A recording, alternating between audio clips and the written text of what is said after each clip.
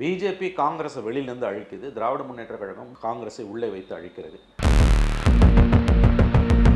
மத்தியிலிருந்து மாநிலங்களுக்கு அதிகாரம் வேணும்னு கேட்கிற திராவிட முன்னேற்ற கழகம் மாநில அரசிடம் பகிர்ந்து இருக்கிற குவிந்து கிடக்கிற அதிகாரங்களை உள்ளாட்சி அமைப்புகளுக்கு கொடுக்காமல் மொத்தமாக எல்லா அதிகாரங்களையும் அனுபவித்து சுவைத்து சுரண்டி வருகிறது. இத்தனைக்கும் கான்ஸ்டியூஷனல் மேண்டேட் இருந்தாலும் கூட அவங்க அதை செய்யறதில்லை.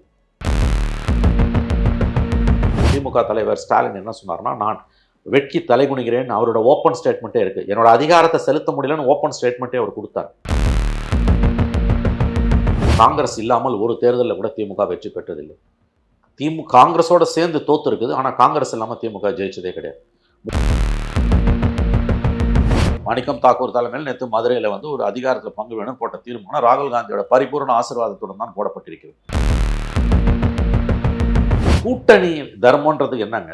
உள்ளாட்சி அமைப்புகளில் காங்கிரஸுக்கு ஒதுக்கின இடத்துல திமுக காரன் நின்று ஜெயிக்கிறானா, அப்புறம் எதுக்கு இந்த கூட்டணி? காங்கிரஸ் விஜயோட போச்சுன்னா மிகப்பெரிய அளவில் ஒரு மாற்றம். கனிமொழி ராகுல் காந்தியை பார்த்துட்டு வந்து 20 நாள் ஆக போது, பிரச்சனை சுமூகமாக தீரும்னு நினைச்சா அக்ரிவேட் ஆகுது. அவர் ஓப்பன் ஃபாரம்ல அந்த கோரிக்கையை ரிஜெக்ட் பண்றது என்றது it's a slap on the Congress face.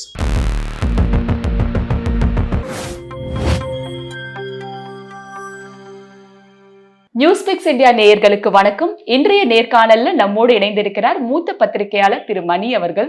Sir வணக்கம். வணக்கம் மேடம். காங்கிரஸ் திமுக அவங்க 2 பேருக்கும் இருக்கக்கூடிய உறவு முன் எப்பவும் இல்லாத அளவுக்கு ஒரு பெரிய ஒரு நெருக்கடியில இருக்கு அப்படின்னு சொல்லலாம். ஒரு சில ஆண்டுகளா வந்து சுமூகமா போயிட்டு இருந்த கூட்டணியில சிக்கல் பெரிய அளவுல இருக்குன்னே நம்ம பார்க்க முடியுது.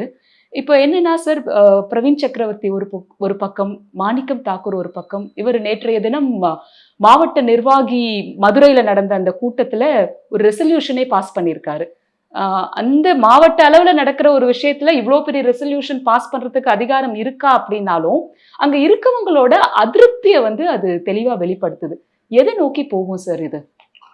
காங்கிரஸ் திமுக கூட்டணி உண்மையிலேயே ஒரு கசப்பான சூழலை கடந்து கொண்டிருக்கிறது.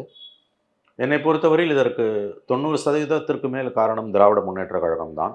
ஏனெனில் காங்கிரஸோட பொலிட்டிக்கல் ஸ்பேஸை அவர்கள் குறிப்பாக கருணாநிதி மரணத்துக்கு பிறகு ஸ்டாலின் பொறுப்பேற்று 2 தேர்தல்களை சந்தித்து, குறிப்பாக மக்கள் சட்டமன்ற தேர்தல்களுக்கு பிறகு காங்கிரஸோட பொலிட்டிக்கல் ஸ்பேஸை எவ்வளோ தூரம் ஷ்ரிங்க் பண்ணணுமோ, அதாவது சுருக்கணுமோ அவ்வளோ தூரம் சுருக்கணும்னு அவர் பார்க்குறாரு. பிஜேபி காங்கிரஸை வெளியிலேருந்து அழிக்குது, திராவிட முன்னேற்ற கழகம் காங்கிரஸை உள்ளே வைத்து அழிக்கிறது. இதற்கு சரியான உதாரணம் என்னன்னு கேட்டிங்கன்னா, உங்களுக்கு சட்டமன்ற தேர்தல்களையோ மக்களவை தேர்தல்களையோ நீங்கள் கொடுக்கக்கூடிய இடங்களோ அல்லது அதிகார பகிர்வு என்ற கான்செப்டோ கிடையாது. உள்ளாட்சி அமைப்புகள், லோக்கல் பாடிஸ் தான் ஜனநாயகத்தின் ஆணிவே. அந்த உள்ளாட்சி அமைப்புகள்ன்றது இந்தியாவிலே தமிழ்நாட்டில் ஒரு வித்தியாசமான சூழலில் ஏற்கனவே இருந்துகிட்ருக்கு. பல ஆண்டுகள் உள்ளாட்சி அமைப்புகளுக்கு இங்கே தேர்தலே நடக்காத ஒரு காலகட்டம் தான் இங்கே வரலாற்று ரீதியாக ஜெயலலிதா, கருணாநிதி, எம்ஜிஆர் எல்லார் காலத்திலுமே இருந்தது. இப்போ ஸ்டாலின் வந்த பிறகு 5 ஆண்டுகளுக்கு இருந்த உள்ளாட்சி அமைப்புகளை பலவற்றை வந்து 3 ஆண்டுகளாக அவங்க ஆயுள சுருக்கினார். பல உள்ளாட்சி அமைப்புகளுக்கு இன்றைக்கு வந்து தேர்ந்தெடுக்கப்பட்ட பிரதிநிதிகள் கிடையாது, ஆயுட்காலம் முடிஞ்சிடுச்சு. ஸ்பெஷல் ஆஃபீஸரை போட்டு நடத்திட்டு இருக்காங்க, ஏதாவது ஒரு காரணத்தை அதுக்கு சொல்லிகிட்டே இருக்காங்க. இப்போ நீங்கள் கேரளாவில் பார்த்தீங்கன்னா, தமிழ்நாடு மாதிரியே கேரளாவும் வந்து இந்த ஏப்ரல் மேலே எலெக்ஷனுக்கு போகுது. ஆனால் அங்கே வந்து கடந்த டிசம்பர் ஜனவரியில் உள்ளாட்சி தேர்தல்கள் நடத்தினாங்க. மத்திய பிரதேசம் நடத்தியிருக்காங்க, இந்தியாவின் பல மாநிலங்கள் நடத்தியிருக்காங்க. சில மாநிலங்களை நடத்தாமல் அட்டூழியம் பண்ணுறாங்க. அதில் தமிழ்நாடு முதன்மை மாநிலம். ஏடிஎம்கே இருந்தாலும் டிஎம்கே இருந்தாலும். மத்தியிலிருந்து மாநிலங்களுக்கு அதிகாரம் வேணும்னு கேட்குற திராவிட முன்னேற்ற கழகம் மாநில அரசிடம் பகிர்ந்து இருக்கிற குவிந்து கிடக்கிற அதிகாரங்களை உள்ளாட்சி அமைப்புகளுக்கு கொடுக்காமல் மொத்தமாக எல்லா அதிகாரங்களையும் அனுபவித்து சுவைத்து சுரண்டி வருகிறது. இத்தனைக்கும் கான்ஸ்டியூஷனல் மேண்டேட் இருந்தாலும் கூட அவங்க அதை செய்யறதில்லை. 21 ஸ்டாலின் முதலமைச்சரான பிறகு நடைபெற்ற உள்ளாட்சி தேர்தல்களில் இவங்களோட கூட்டணி கட்சிகள் அத்தனை பேருக்கும் இவர்கள் துரோகம் அளித்தார்கள். உதாரணத்துக்கு அது எங்கே போச்சுன்னா, தொகுதி பங்கீட்டில் கூட்டணி கட்சிகளுக்கு கொடுத்த இடங்களில் அதை மீறி திமுக பிரதிநிதிகள் நின்று வெற்றி பெற்றார்கள். அவர்களை ராஜினாமா செய்ய சொல்லி முதலமைச்சரே சொல்லியும் அவங்க ராஜினாமா செய்யலை. ஒரு கட்டத்தில் முதலமைச்சர் ஸ்டாலின், திமுக தலைவர் ஸ்டாலின் என்ன சொன்னார்னா, நான் வெட்கி தலைகுனிகிறேன், அவரோட ஓப்பன் ஸ்டேட்மெண்ட்டே இருக்குது. என்னோட அதிகாரத்தை செலுத்த முடியலன்னு ஓப்பன் ஸ்டேட்மெண்ட்டே அவர் கொடுத்தார். இப்போ நான் இதை ஏன் சொல்கிறேன்னா, இன்றைக்கு ஏற்பட்டிருக்கக்கூடிய இந்த சிக்கல் என்பது சட்டமன்றத்தில் கூடுதல் இடங்களோ அல்லது அதிகாரத்தில் மாநிலத்தில் பகிர்வோ என்பதை தாண்டி அடிநாதமாக இதில் இருக்கிறது என்னென்னா, உள்ளாட்சி அமைப்புகளையும் நீங்கள் எங்களை அழித்து கொண்டிருக்கிறீர்கள், வரக்கூடிய உள்ளாட்சி அமைப்புகளை எங்களுக்கு 20% இடம் கொடுங்கன்னு இப்போ ரைட்டிங்கில் கொடுங்க ராகுல் காந்தி கேட்குறாரு. அதை திமுக ஏற்றுக்கொள்ள மறுக்கிறது. கனிமொழி அவர்கள் ராகுல் காந்தியை சந்தித்த பொழுது ராகுல் காந்தி வைத்த முக்கியமான ஒரு கோரிக்கை கருத்து என்பது இதுதான், நான் அறிந்த வரையில். நீங்கள் எங்களுக்கு சட்டமன்றத்திலையும் இன்னைக்கு 25 சீட்டு கொடுத்தது 20 தான்னு சொல்கிறீங்க, அதிகபட்சம் 2 சீட்டுக்கு மேலே முடியாதுன்றாங்க கனிமொழி, 27 சீட்டுன்றீங்க, இது ஏற்றுக்கொள்ளத்தக்கதில்லை. ரெண்டாவது, அதிகாரத்தில் பங்கு இல்லைன்றீங்க. 8 தேர்தல்களில் கடந்த 22 ஆண்டுகளாக திமுகவும் காங்கிரஸும் பயணிச்சிருக்கு. 4 சட்டமன்ற தேர்தல்கள், 4 மக்களவை தேர்தல்கள். திமுக வெற்றி பெற்றிருக்கிறது, காங்கிரஸ் இல்லாமல் ஒரு தேர்தலில் கூட திமுக வெற்றி பெற்றதில்லை. காங்கிரஸோட சேர்ந்து தோத்து இருக்குது, ஆனால் காங்கிரஸ் இல்லாமல் திமுக ஜெயிச்சதே கிடையாது. மூன்றாவதாக அவர் சொல்வது, ஜனநாயகத்தின் அடிவேராக ஆணிவேராக இருக்கக்கூடியது அரசியல் கட்சிகளுக்கும் அரசு நிர்வாகத்திற்கும் உள்ளாட்சி அமைப்புகள். அந்த உள்ளாட்சி அமைப்புகளில் நீங்கள் எங்களை அழித்து கொண்டிருக்கிறீர்கள்னு புள்ளி விவரங்களோடு அவர் எடுத்து வைத்திருக்கிறார். கனிமொழியால் பேச முடியவில்லை. ஒரு கட்டத்தில் அவர் நான் மேலே கேட்டுவிட்டு சொல்லுகிறேன்னு சொன்னவர் அதன் பிறகு காங்கிரஸ் தலைமைக்கு தெரியப்படுத்தி விட்டது, ரைட்டிங்கில் 20% கொடுங்க உள்ளாட்சி அமைப்புகளில், லோக்கல் பாடிஸில், பஞ்சாயத்துலேருந்து ஊராட்சியிலேருந்து ஒன்றியங்கள்லேருந்து நகர் பஞ்சாயத்துலேருந்து மாநகராட்சி வரைக்கும் கொடுக்க மாட்டேன்றாங்க. ஸோ பிரச்சனையோட மூல வேர் எதுன்னு கேட்டிங்கன்னா, கடந்த 22 ஆண்டுகளாக காங்கிரஸை திமுக உள்ளே வைத்து அழித்து கொண்டிருக்கிறது. அதோட பொலிட்டிக்கல் ஸ்பேஸை என்கரேஜ் பண்ணுறாங்க கடுமையாக. இது தப்பு ரைட்டுன்னு வேல்யூ ஜட்ஜ்மெண்ட்டுக்கு நான் போல, சின்ன மீனை பெரிய மீனை விழுங்கும், after all everything is good in love and war. But இதுதான் பிரச்சனை. இதில் எங்களுக்கு அதிகாரத்தில் பங்கு வேண்டும் என்ற கோரிக்கையை அவர்கள் உள்ளாட்சி அமைப்புகளில் வழிக்கு கொண்டு வருவதற்கான ஒரு கோரிக்கையாக முன்வைக்கிறார்கள். ஓவராலாகவே அதில் இருக்கக்கூடிய டிஸ்டர்பன்ஸ். மாணிக்கம் தாக்கூர் தலைமையில் நேற்று மதுரையில் ஒரு அதிகாரத்தில் பங்கு வேணும் போட்ட தீர்மானம் ராகுல் காந்தியோட பரிபூர்ண ஆசீர்வாதத்துடன் தான் போடப்பட்டிருக்கிறது. இதில் சரி தப்புன்னு நம்ம பேச முடியாது. எது ஒன்றுமே பெரும்பாலான பத்திரிகையாளர்கள் என்று சொல்லிக்கொள்ளக்கூடியவர்கள் அரசியல் பார்வையாளர்கள், திமுகவோட வாடகை வாய்கள், இன்றைக்கு இது ஏதோ காங்கிரஸ் கொலை குத்தம் பண்ண மாதிரியும் திமுக அவர்கள் தர்ம பிரபு மாதிரியும் பேசுவது அபத்தமானது, அயோக்கியத்தனமானது. As a journalist and observers அவர் job is to commentate, not take sides. DMK Congress அழிக்கணும்னு நினைக்கிறது அரசியல் ரீதியாக அதில் ஒரு தப்பும் கிடையாது. என்னோட உரிமையை நீ பறிக்கிற, எனக்கு அதிகாரத்தில் பங்கு கொடு, உள்ளாட்சியில் பங்கு கொடுன்னு கேட்கறது காங்கிரஸோட உரிமை. அது எள்ளி நகையாடுறதும் ஏகடிகம் பண்ணுறதும் நம்ம வேலை கிடையாது, அது திமுக காரங்க பார்த்துப்பாங்க. ஆகவே இந்த பிரச்சனையோட சாராம்சம் என்னன்னு கேட்டிங்கன்னா, பிஜேபி காங்கிரஸை வெளியிலேருந்து அழிக்குது, திமுக உள்ளேருந்து அழிக்குது. ஒவ்வொரு அமைப்புலையும், அதாவது ஜனநாயகத்தின் ஆணிவேரான உள்ளாட்சி அமைப்புகள், சட்டமன்றம், நாடாளுமன்றம், எங்கே போனாலும் காங்கிரஸை எவ்வளோ தூரம் உள்ளே வச்சு அழிக்கணுமோ அவ்வளோ தூரம் அழிக்கிறாங்க. 10 சீட்டுக்கு மேலே கிடையாது லோக்சபாவில். சரி, அதுவாது ஓகேன்னா, அசம்பிளியில் நீ 25 சீட்டை 20 கொடுப்பன்றதும், அதுக்கும் கீழே போய் லோக்கல் பாடிஸில் மேக்ஸிமம் அழிக்கிறதும். ஏங்க கூட்டணி தர்மன்றது என்னங்க? உள்ளாட்சி அமைப்புகளில் காங்கிரஸுக்கு ஒதுக்கின இடத்துல திமுக காரன் நின்று ஜெயிக்கிறான்னா அப்புறம் எதுக்கு இந்த கூட்டணி? ஸோ பிரச்சனை ரொம்ப ஆழமானது, வேரூன்றி இருக்கிறது. இன்றைய காலகட்டத்தில் இது எங்கே போய் முடியும்னு தெரியல. நான் ஆரம்பத்தில் 1 மாதங்கள் முன்பு வரையில், 2 வாரங்கள் முன்பு வரையில் இந்த திமுக காங்கிரஸ் இடையிலான உரசலை it may be a storm in a tea cup, ஒரு தேநீர் கோப்பைக்குள் இருக்க புயல் என்று தான் நினைத்து கொண்டிருந்தேன். ஆனால் பிரச்சனை ரொம்ப ஆழமாக வேரூன்றி இருக்கிறது என்பது இப்பொழுது தெரிகிறது. சார், விஜய் அவர்கள் சமீபத்தில் சேலம்ல பேசும்பொழுது சொன்னார், நான் ஒரு பொலிட்டிக்கல் பாம்பை போட்டேன், அது நல்லா வேலை செய்ய துவங்கி இருக்கு அப்படின்னு. அவர் நேரடியா ஆட்சியில் பங்கு, அதிகாரத்தில் பங்குன்னு அவர் சொன்னதை தான் குறிப்பிடுறதா நம்ம புரிஞ்சுக்க முடியுது. அப்ப விஜய் வந்ததுக்கு அப்புறமா தான் காங்கிரஸ்ல அதிகப்படியா இந்த மாதிரியான கோரிக்கைகள்லாம் எழ ஆரம்பிச்சிருக்கு. இதுக்கு முன்னாடி எல்லாம் பாத்தீங்கன்னா எந்த அளவுக்கு அவங்க கட்சியை வளர்த்திருக்காங்க, இல்ல அவங்களோட இருப்பை தெரிவிக்கிற மாதிரி என்ன பண்ணியிருக்காங்க? இப்ப அவங்களோட இருப்பு அதிகமா இருக்குன்னா திமுகவால தவிர்க்கவே முடியாது இல்லையா? ஆமாம், இப்போ அவர் சொன்ன அந்த ஒரு பாயிண்ட் கரெக்ட். அதிகாரத்தில் பங்குன்னு அவர் சொன்னது எங்களுக்கு ஆப்ஷன் இருக்குன்ற வலுவான ஒரு நம்பிக்கையை காங்கிரஸ் கொடுத்துருக்கு. அது உருப்படலாம், உருப்படாமலும் போகலாம். ஆனால் இன்றைக்கி இந்த அளவு காங்கிரஸ் பேசுகிறதுக்கு காரணம் எங்களுக்கும் ஒரு வாய்ப்பு இருக்கிறது, எங்களுக்கும் ஒரு ஆல்டர்னேட்டிவ் இருக்கிறது என்று அவர்கள் உணர்வதற்கு காரணம் நான் அதிகாரத்தில் பங்கு என்ற தன்னுடைய முதல் கூட்டத்தில் விக்கிரவாண்டியில் சொன்னது தான். இன்றைக்கி பிஜேபியும் அதை தான் கேட்குது. நீங்கள் பாருங்கள், 45 வருஷ கட்சி பிஜேபி அதிகாரத்தில் பங்குன்னு போது 140 வருஷ காங்கிரஸையும் அதிகாரத்தில் பங்குன்னு கேட்கக்கூடாது. இன்னும் சொல்லப்போனால் சட்டமன்ற தேர்தலில் ஒரு கூட்டணியில் போட்டி போட்டு வெற்றி பெற்ற ஒவ்வொரு கட்சிக்கும் அது ஒரு எம்எல்ஏ இருந்தால் கூட அதிகாரத்தில் பங்கு கொடுக்கணும். கூட்டாட்சி தத்துவம் என்பது தான் ஜனநாயகத்தோட உண்மையான ஆணிவேர். மத்தியில் கூட்டாட்சி, மாநிலத்தில் சுயாட்சி என்பது வினோதமான விளக்கத்தை திமுகவும் திமுகவோட தொங்கு சதைகளும் கொடுப்பாங்க. அது பன்முகத்தன்மை கொண்டது, அதனால் நாங்கள் கொடுக்குறோம். அது எந்த அளவு, அதே அளவு உண்மைதான் ஒரு உறுப்பினர் இருக்கக்கூடிய கட்சியும் எங்களுக்கு அதிகாரத்தில் பங்கு வேண்டும் என்று. பங்கு வேணான்னு சொன்னால் நீ அவங்கள விட்டுடலாம். இப்போ இடதுசாரிகள் என்ன ஸ்டாண்ட் எடுக்கிறாங்கன்னா, எங்களை பொறுத்த வரைக்கும் அதிகாரத்தில் பங்கு கொடுத்தா கூட வேணாம், ஏன்னா நம்ம மக்கள்கிட்ட போய் ஒரு பொதுவான செயல் திட்டத்தை முன் வச்சு அதன் அடிப்படையில் வாக்குகளை பெற்று வெற்றி பெற்றால் மட்டும்தான் நாம் அதிகாரத்தில் பங்கை சுவைக்க முடியும். அப்படி இல்லை என்றால் அது தேவை என்கிறார்கள். அது அவர்களுடைய கருத்து, அது தப்பு நம்ம சொல்ல முடியாது, அது சரியாக கூட இருக்கலாம்.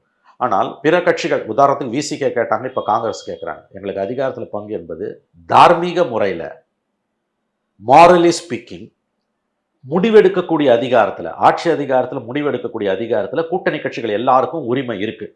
நீ தனியாக நின்று ஜெயிக்கல. மோடியோ, ராகுல் காந்தியோ, ஜெயலலிதாவோ, கருணாநிதியோ, எம்ஜிஆரோ, ஸ்டாலினோ, எடப்பாடியோ ஒருத்தர் கூட தனியாக நின்று ஜெயிக்கல. 38 கட்சியை சேர்த்து தான் மோடி ஆள்றார். கிட்டத்தட்ட தமிழ்நாட்டில் 30க்கும் மேற்பட்ட கட்சிகளை சேர்த்து தான் திமுக இன்னைக்கு ஆட்சியில் இருக்குது. போட்டி போடுறது வேணால் 8 கட்சி 10 கட்சியாக இருக்கலாம்.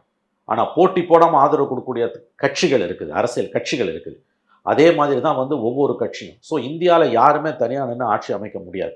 அப்படி இருக்கும் பொழுது நீ தனியாக நின்று ஜெயிக்கல, எல்லா ஊரில் இருக்க கட்சியெல்லாம் சேர்த்துட்டு தான் ஜெயிக்கிற. ஆனால் அதிகாரத்தை மட்டும் நான் தான் சுவைப்பேன் என்பது வந்து ஒரு விதமான சர்வாதிகாரத்தன்மை. அது வந்து again I am telling everything is good in love and வார். உனக்கு வந்து might is right, nothing success like success. உங்ககிட்ட அதுக்கான பவர் இருந்ததுன்னா நீ அதை செய்யலாம். உனக்கு பவர் இல்லைன்னும் போது நீ இறங்கி தான் வந்தாகணும். அதிகாரத்தில் பங்கு என்று கேட்பது ஒன்று தார்மீக முறையில் சரியானது. இரண்டாவது நான் சொல்வது, இந்த கோரிக்கை காங்கிரஸ் மறுபடியும் வலியுறுத்துவேன்.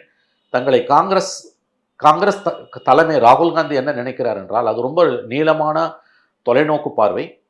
22 ஆண்டுகளாக கூட்டணியில் இருக்கிறோம். 8 தேர்தல்கள், 4 மக்களவை, 4 சட்டமன்ற தேர்தல்கள் இருந்தாலும் தங்களை உள்ளே வைத்து, காங்கிரஸை உள்ளே வைத்து திமுக அழிக்கிறது.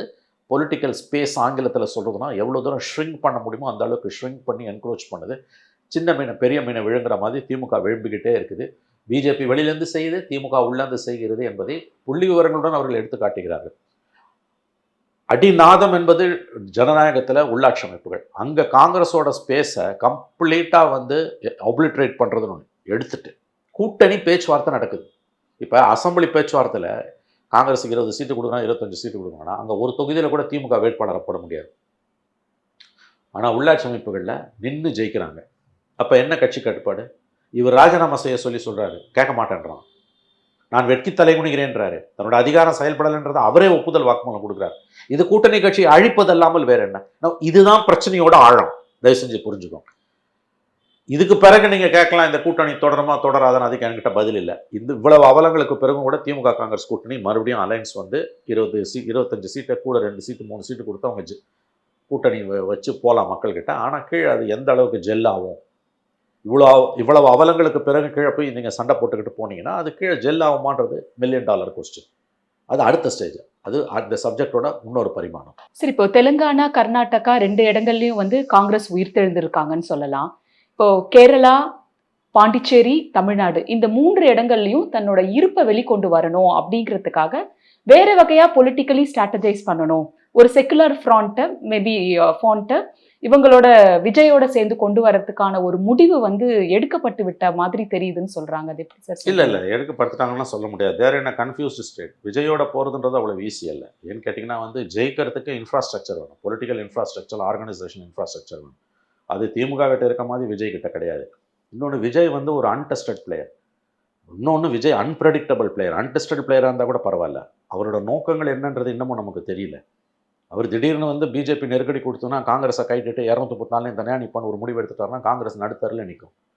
Vijay, I am not saying Vijay is an untested, maybe whether I say it or not, நான் சொன்னாலும் சொல்லாட்டியும் அன்டெஸ்டட் பிளேயர் தான். But whether is an unpredictable பிளேயர்ன்றது இட்ஸ் டிபேட்டபிள். அவரோட அரசியல் என்பது வந்து நாளைக்கு பிஜேபியோட கடும் அழுத்தத்துக்கு உட்பட்ட ஒரு காங்கிரஸை சேர்த்துக்கொள்ள வேண்டும் என்கின்ற முடிவு. இன்னைக்கு இஸ் டெஸ்பரேட் காங்கிரஸை டெஸ்பரேட்டாக அவர் நம்பி இருக்கார். காங்கிரஸ் விஜயோட போச்சுன்னா மிகப்பெரிய அளவில் ஒரு மாற்றம். அதாவது வந்து யாருக்கும் மெஜாரிட்டி இல்லாத ஃபார் த ஃபர்ஸ்ட் டைம் தமிழகம் தொங்கு சட்டமன்றத்தை நோக்கி நகரலாம். இன்றைக்கி டிஎம்கேக்கு அட்வான்டேஜ் இருக்குது. காங்கிரஸ் திமுகவோட தான் இத்தனைக்கு பிறகும் போகும்னு எனக்குள்ள ஒரு ஹஞ்ச் இருக்குது. Some sort of a solution will be arrived. கடைசி நேரத்தில் சோனியா காந்தி தலையிட்டோ அல்லது வேறு விதத்திலையோ ஏதோ ஒரு காம்ப்ரமைஸ். இவ்வளத்துக்கு பிறகும் நான் சொல்கிறேன், காங்கிரஸ் திமுக கூட்டணி தொடர்வதற்கான சாத்தியக்கூறுகள் தான் ப்ராபபிலிட்டி தியரி படி பார்த்தா அதிகம். அப்படி அது நடக்கும் பட்சத்தில் 4 முனை போட்டியில் திமுகவுக்கு தான் advantage. Either they will have that simple majority of 108 which is a magic number, or they will scrap through either individually or an alliance. 4 முனை போட்டியில் திமுகவுக்கு தான் அட்வான்டேஜ் அதிகம், நான் இன்னமும் நம்புகிறேன். பட் காங்கிரஸ் ஒருவேளை, நமக்கு தெரியாது, politics is an unpredictable unsorted territory. அது இட்ஸ் அ டேஞ்சரஸ் டெரிட்டரி, புதகுழி அது. ஒருவேளை காங்கிரஸ் திமுகவை விட்டு வெளியே வந்து விஜயோட போனால் there will be utter confusion in Tamil Nadu politics. And for the first time Tamil Nadu will have an அங்க அசம்பிளி. சத்தியமாக யாருக்கும் மெஜாரிட்டி இருக்காது. பட் ஸோ அந்த சுச்சுவேஷனை ஸ்டாலின் வந்து எப்படியாவது அவாய்ட் பண்ணணும்னு விரும்பார். இன்னைக்கு வந்து டிஎம்கே வந்து ஒரு ஹார்ட் பொசிஷன் எடுத்திருக்காங்க. காங்கிரஸோட எந்த கூட்டணியும் இல்லை, எந்த பேச்சுவார்த்தையும் இல்லை. ஏன்னா இப்போ 22ஆம் தேதி தான் குழு போடுவேன்ட்டாங்க. கனிமொழி ராகுல் காந்தியை பார்த்துட்டு வந்து 20 நாள் ஆக போது, பிரச்சனை சுமூகமாக தீரும்னு நினச்சா அக்ரிவேட் ஆகுது. இந்தியா டுடே கான்க்ளேவில் போன வாரம் வந்து காங்கிரஸுக்கு வந்து அதிகாரத்தில் பங்கு இல்லைன்னு ராகுல் சொன்னார். ஸ்டாலின் சொன்னது முற்றுப்புள்ளி வைக்கணும்னு பார்த்தோம், கமாவா இருக்குது. கமா இல்லை, அது அப்படியே தொடருது. அதுக்கு பிறகு தான் நேற்று தீர்மானம் போடுறாங்க. இன்ஃபேக்ட் எனக்கு தெரிஞ்ச வரைக்கும் ஓப்பனாக ஸ்டாலின் கூட்டணியில் பங்கு இல்லைன்னு சொன்னது வந்து ராகுல் காந்தியை ரொம்ப ஹர்ட் பண்ணியிருக்கின்றாங்க. ஏன்னா அதிகாரத்தில் பங்கு வேணும்னு சோனியா காந்தியோ, ராகுல் காந்தியோ, பிரியங்கா காந்தியோ, கார்கேவோ, செல்ல பிறந்தகையோ அதிகாரத்தில் இருக்கவங்க யாருமே முடிவெடுக்கல, கேட்கவே இல்லை. செகண்ட் ரேங்க்ல பேசினாங்க. செகண்ட் ரேங்க்ல இருக்க டிஎம்கேல சில பேர் பதில் சொன்னாங்க. But DMK president, chief minister, not only chief minister, is leader of the party. அவர் ஓப்பன் ஃபாரம்ல அந்த கோரிக்கையை ரிஜெக்ட் பண்றது என்றது it's slap on the Congress face. காங்கிரஸ் முகத்தில் அரைஞ்ச மாதிரி காங்கிரஸ் தலைமை உணர்வதாக நான் கேள்விப்படுகிறேன். நாங்கள் அந்த கோரிக்கையை வைக்கல. அது ஆனால் எங்கள் ஆசீர்வாதத்தோடு தான் நடக்குது. ஏதோ ஒன்று இழங்கிறதுக்கு முன்னால எதையோ விட்டு ஆழம் பார்க்கணுன்ற கதை தான் அது. பட் பதில் வந்து ஓப்பன் ஃபாரம்ல இந்தியா டுடே மாதிரி ஒரு ப்ரெஸ்டிஜியஸ் மேகசினோட கான்க்ளேவ்ல the prime chief minister is openly announcing போது that's a slap on the Congress face. அது வந்து காங்கிரஸ் ஹர்ட் பண்ணியிருக்குது. எல்லாரும் நினைச்சாங்க நீ ஃபுல் ஸ்டாப் வச்சுடுவாங்கன்னு. இல்லை, அது வந்து தொடருது. Now the ball is in DMK's கோர்ட்டுன்னு அவங்க சொல்றாங்க. நாங்கள் அதிகாரத்தில் பங்கு இல்லைன்னு சொன்ன பிறகு காங்கிரஸ் கோர்ட்டில் தான் பால் இருக்குன்னாரு டிஎம்கே சொன்னாங்க. நாங்கள் தொடர்ந்து பேசுறது மூலம் பால் இஸ் இன் யுவர் கோர்ட்டுன்றாங்க. எனக்கு வந்த தகவல் வந்து இந்த மாதிரி ஒரு சஞ்சலம் இருக்கும்போது பேக்டோர் ஏரியாவில் வந்து பேசுவாங்க, பேக் சேனல் டாக்ஸ் இருக்கும். இந்த தடவை அதுவும் இல்லைன்றாங்க. So anything can happen. காங்கிரஸுக்குள்ள இவ்வளவு நாள் வரைக்கும், போன வாரம் வரைக்கும் என்னோட கருத்தை எதிரொலித்தவர்கள், சார் நீங்கள் சொல்கிறது correct, it's storm in tea cup, maximum கூட்டணி தொடரும்னாங்க. நான் சொன்னேன் எனக்கும் அதாங்க எண்ணம், எனக்கு இப்பயும் அதாங்க எண்ணம்ன்றாங்க. அவங்க சொல்கிறாங்க இப்போ எங்களுக்கு அந்த எண்ணம் இல்லை, எனிதிங் கேன் ஹேப்பன்றாங்க. நான் சொன்னேன் எனக்கு நம்பிக்கை இருக்குன்னு. இல்லை, எங்களுக்கு நம்பிக்கை இல்லை, எனிதிங் கேன் ஹேப்பன். எங்களுக்கே புரியல என்ன நடக்குதுன்னு. ராகுல் காந்தி இஸ் வெரி சீரியஸ் அதிகாரத்தில் பங்குன்றதுல. அந்த அதிகாரத்தில் பங்கு இல்லைன்றதில் அவர் இறங்கி வருவார். எப்பன்னா நீ உள்ளாட்சி அமைப்புகளில் தேர்தல் முடிஞ்சோன்னு நடக்கக்கூடிய இந்த ஆண்டு இறுதிக்குள்ளே நடக்கக்கூடிய உள்ளாட்சி தேர்தல்களில் அமைப்புகளுக்கு எங்களுக்கு 20% கொடுங்கன்னு ரைட்டிங்கில் கேட்குறாங்க. அதில் some sort of an agreement, 20ன்றது ஒரு 15% கூட ஆகலாம், அவர் ஒப்புக்கொள்வார். ஆனால் இவங்க எந்த கமிட்மெண்ட்டும் கொடுக்க மாட்டேன்றாங்க. See, DMK wants to swallow Congress. அதில் எந்த let it be no doubt about it. அது சரி தப்புன்ற வேல்யூ ஜட்ஜ்மெண்ட் சப்ஜெக்டிவ். காங்கிரஸை திமுக விழுங்க விரும்புது, பிஜேபி வெளியிலேருந்து விழுங்குது, அழிக்குது. திமுக காங்கிரஸை உள்ளேருந்து அழிக்குது, அது விழுங்க விரும்புது. இதுதான் பிரச்சனையோட மூலவே. இதை அட்ரஸ் பண்ணாமல் அசம்பிளியில் 3 சீட்டு அதிகாரத்தில் பங்குன்றதெல்லாம் வந்து it's a sort of a camouflage. அது உண்மையான பிரச்சனை என்பது வேறு. இதுக்கப்புறம் என்ன நடக்கும்ன்றது பதில் சொல்ல முடியாது. ஏன்னா இந்த வாரம் 22ஆம் தேதி தான் இந்த நாளைக்கு பட்ஜெட், இன்ட்ரி பட்ஜெட்டு. 22ஆம் தேதி ஞாயிற்றுக்கிழமை தான் வந்து குழு போடுவோன்னு சொல்கிறாரு ஸ்டாலின். இந்த ஒரு வாரத்தில் நேற்று பேசின மாதிரி தொடர்ந்து மாணிக்கம் தாக்கூர், பிரவீன் சக்கரவர்த்திலாம் பேசினாங்கன்னா இன்னும் அது வந்து உங்களுக்கு வந்து பேட் பிளட் வில் ஃப்ளோ. கூட்டணியில் போய் எதை பேசுவாங்க? சீட் ஷேரிங் போகும்போது அவர் இடம் இல்லை, அதிகாரத்தில் பங்கு இல்லைன்ட்டாரு. மெயின் கோரிக்கையே உங்களுக்கு ரிமூவ் ஆன பிறகு நீ என்ன போய் பேசுவ? ஆகவே காங்கிரஸ் டிஎம்கே அலையன்ஸ் நேற்று வரைக்கும் இட்ஸ் ஸ்டாம் இன் டீ கப்னு தான் நானும் நினச்சேன். பட் இன்னைக்கு வந்து it has entered an unsorted territory. என்ன வேணால் நடக்கலாம். ஒருவேளை எனக்கு அலையன்ஸ் கண்டினியூ ஆகுன்ற நம்பிக்கை எனக்கு இன்னமும் இருக்குது. பட் இந்த முறை கண்டினியூ ஆனாலும் கடந்த 8 தேர்தல்களை போல் அது ஜெல் ஆகாது. கிரவுண்டில் வந்து மிகப்பெரிய அளவில் வந்து இந்த அலையன்ஸுக்கு அடி வாங்கும். சரி, இப்போ 2 திராவிட கட்சிகளுமே வந்து ஆட்சியில் பங்கு இல்லைங்கிறதுல ரொம்ப தெளிவா இருக்காங்க. எடப்பாடி அவர்களும் அதை தான் சொல்லியிருக்காரு. இப்போ நீங்க திமுக வந்து காங்கிரஸை விழுங்க பாக்குது அப்படின்னு சொல்லும் பொழுது விழுங்கக்கூடிய அளவுக்கு பலவீனமா காங்கிரஸ் இருக்குங்கிறதும் ஒரு உண்மை தானே சார்? அரசியல்ல வந்து அப்படித்தானே பார்க்க முடியும். இப்போ ஏன்னா இப்போ என்டிஏ கூட்டணி வலுவா இருக்கிற பட்சத்துல இவங்க மெஜாரிட்டி வரணும்னா 160 சீட்டுக்கு மேல நிக்கணும் அப்படிங்கிறதுல இவங்க தெளிவா இருக்காங்க. இப்ப காங்கிரஸ்க்கு என்ன பலம் இங்க இருக்கு சார்? இப்போ சப்போஸ் டிஎம்கே விட்டு வந்தா கூட அவங்களால பெருசா என்ன பண்ண முடியும்? தேசிய அளவுல திமுக அளவுக்கு அவங்களுக்கு சப்போர்ட்டிவா இருக்கிற கட்சி வேற எது இருக்கு? இல்லை, நீங்கள் கேட்குறது அத்தனை நியாயமான கேள்வி. உங்கள் கருத்து தான் என்னோட கருத்தும். But the problem is we are discussing about politics, party politics, issues between 2 entities. நான் அதை தான் ஆரம்பத்துலேருந்தே உங்களுக்கு சொன்னேன்.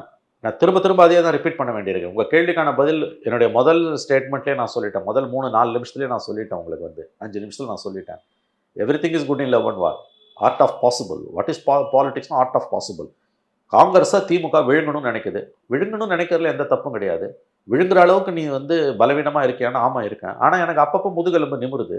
நான் ஃபைட் பண்ணுறேன். அதில் என்ன தப்பு? இப்போ 8 தேர்தலில் காங்கிரஸோட சேர்ந்து தானே திமுக ஜெயிச்சது. எந்த தேர்தலில்ங்க திமுக தனியாக நின்று ஜெயிச்சது? இன்னைக்கு திமுகவுக்காக இவ்வளோ தூரம் பேசக்கூடிய எல்லா நண்பர்களையும் நான் கேட்குறேன். இவ்வளோ வக்காலத்து வாங்கி பஞ்சாயத்து பண்ணுறீங்களே, முண்டி அடிச்சுட்டு வந்து பரம்பரை திமுக காரனை விட நீங்கள் வந்து முட்டு கொடுக்குறீங்கல்ல திமுகவுக்கு.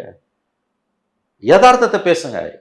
22 வருஷத்தில் 8 தேர்தல், ஒரே ஒரு தேர்தல் 2014 லோக்சபா மட்டும் தனியாக நின்னாங்க.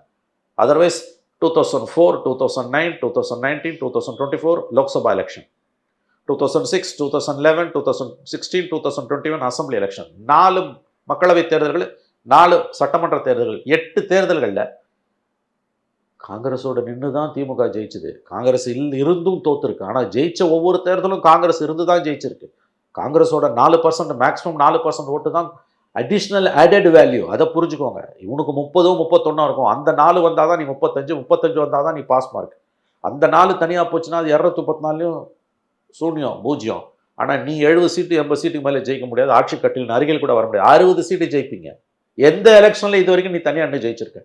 அண்ணாதுரை மறைவுக்கு பிறகு 71 இந்திரா காந்தி கருணாநிதி ஒன்றா நின்ற எலெக்ஷனில் ஜெயிச்சிங்க. அதுக்கு பிறகு எம்ஜிஆர்ன்ற ஒரு மாபெரும் சக்தி தமிழக அரசியலுக்கு வந்த பிறகு, அண்ணா மறைவுக்கு பிறகு, ரெட்டை இலைன்ற சிம்பல் வந்த பிறகு, அண்ணா மறைவுக்கு பிறகு, அண்ணாதுரை மறைவுக்கு பிறகு, இது வரைக்கும் இந்த 54 வருஷத்தில் எத்தனை தேர்தல்? ஒரே ஒரு தேர்தல், show me one election in which DMK is one on its own. இல்லை, திஸ் இஸ் ஸ்டாட்டிஸ்டிக்ஸ்.